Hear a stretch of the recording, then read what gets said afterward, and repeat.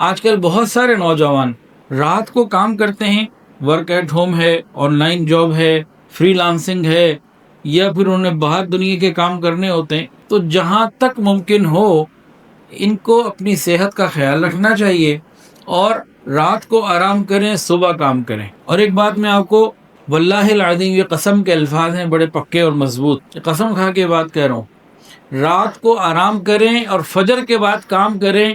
رات کو 4 گھنٹے میں جتنا کام ہو سکتا ہے نا، رات کو نیند پوری کر لیں تو فجر کے بعد وہی کام 4 گھنٹے سے کم وقت میں ہو جائے گا اور انشاءاللہ تعالیٰ بہتر بھی ہوگا.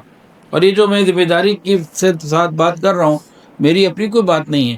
نبی کریم صلی اللہ علیہ وآلہ وسلم نے بتایا ہے، دعا مانگی ہے، اس امت کے صبح کے وقت میں برکت ہے. اب ہم میں سے کون برکت چاہتا ہے؟ وہ ہاتھ کھڑا کرے. بھئی میں تو چاہتا ہوں، سب چاہتے ہیں ماشاءاللہ.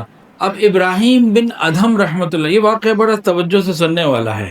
حضرت ابراہیم بن ادھم رحمۃ اللہ علیہ سے کسی نے پوچھا، حضرت برکت کسے کہتے ہیں؟ اور فرمایا بکری دیکھی ہے؟ جی دیکھی ہے. پھر پوچھا بکری ایک وقت میں کتنے بچے دیتی ہے؟ اس نے کہا ایک، کبھی دو. پھر فرمانے لگے کہ دیکھو بکری ایک وقت میں ایک دیتی ہے یا دو، زیادہ ایک ہے غالباً، اور ہر وقت سارا سال چھری کے نیچے رہتی ہے، بقرعید میں تو اور زیادہ. پھر پوچھا کتے کو دیکھا ہے؟ جی دیکھا ہے. کتیا ایک وقت میں کتنے بچے دیتی ہے؟ وہ 4 6 کبھی 8 بھی. پھر فرمایا کہ دیکھو کتیا کوئی نہیں کھاتا، کتا کوئی نہیں کھاتا، اس کے باوجود بکری، اس کے ریوڑ آپ کو بے شمار نظر آئیں گے. بکرا بکری بھیڑ دمبے کے ریوڑ بے شمار نظر آئیں گے. ایک وقت میں ایک پیدا ہو رہا ہے، ہر وقت ذبح بھی ہو رہا ہے، اور ریوڑ بھی بے شمار ہیں. اور کتیا ایک وقت میں 4 6 8 پیدا ہو رہی ہیں، ذبح بھی کوئی نہیں کر رہا، اور ان کے ریوڑ بھی نظر نہیں آتے. تو وہ ہے برکت. بکری کیا ہے؟ برکت ہے. اور کتیا کیا ہے؟ برکتی کثرت ہے. تو ہمیں برکت چاہیے نا. اب اس صبح کے وقت کا اس مثال سے کیا تعلق؟